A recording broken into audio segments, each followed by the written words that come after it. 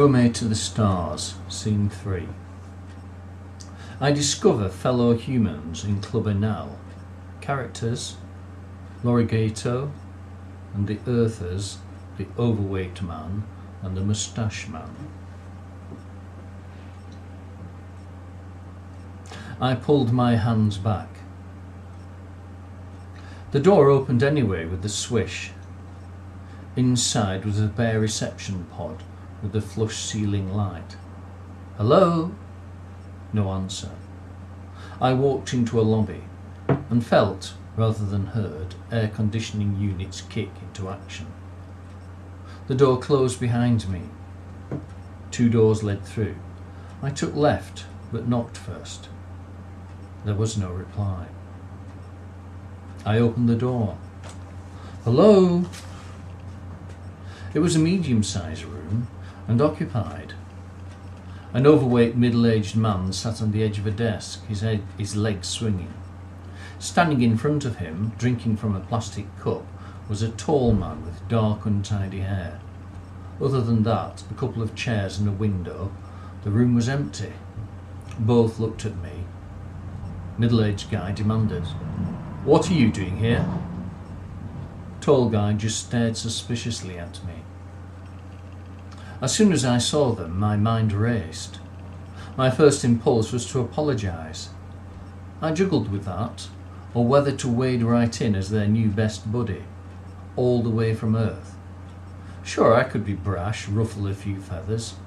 Not something I went out of my way to do. Who did? Play it cool.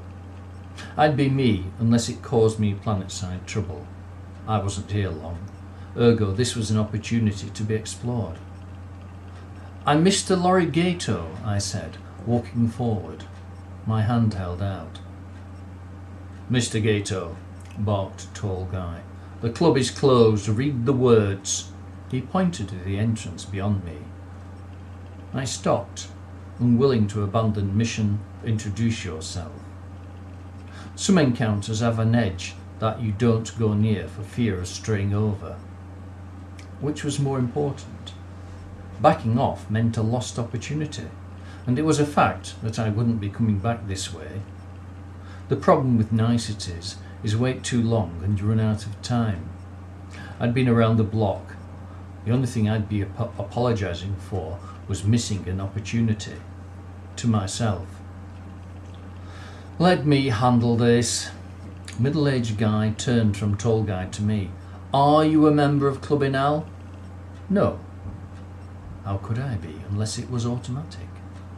"Do you subscribe to its principles?" What was that about? "Well," I admitted, "I guess I haven't read the principles." Had I stumbled onto a secret society? If so, I'd better be steering clear. All speculation and titillation, all pain and no gain. I readied my mumbled half-expectation. Middle-aged guy went on the offensive. "Where are you from?" He flicked his legs back into swing. Maybe I ought to tell them about seed. "I do business, import-export, you know." "Who for?" "Seed."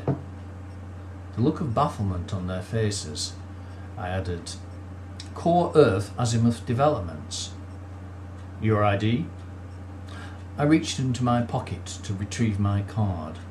Tall guy's eyes, hard grey, weighed it up as if seeing a blank passport that just waited for his ID to be stamped on it.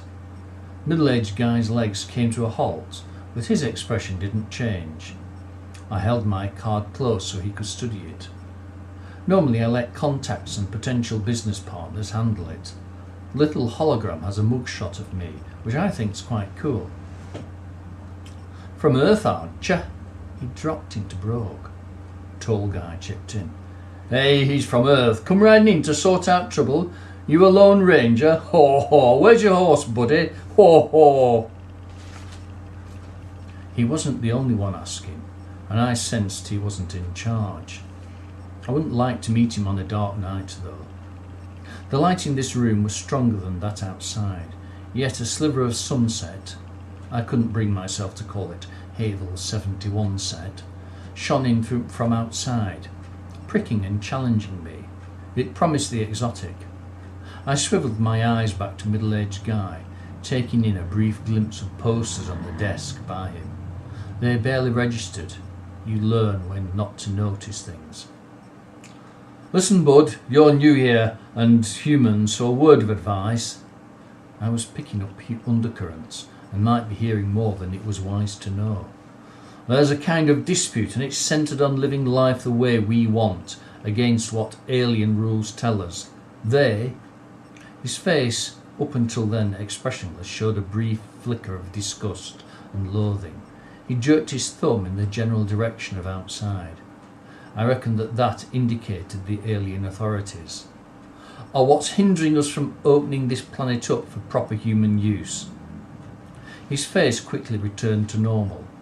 He paused, and I guessed that he was mentally sizing me up in his calculations, before adding, "Anyway, this will run and run, so I suggest you keep a low profile." I put my card away. I got the tip loud and clear.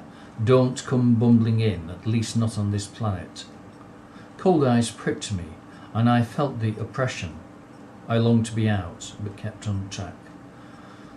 Okay, thanks for the warning. I'll keep my nose clean. Perspiration formed on my upper lip. I made my excuses and left. The door closed too.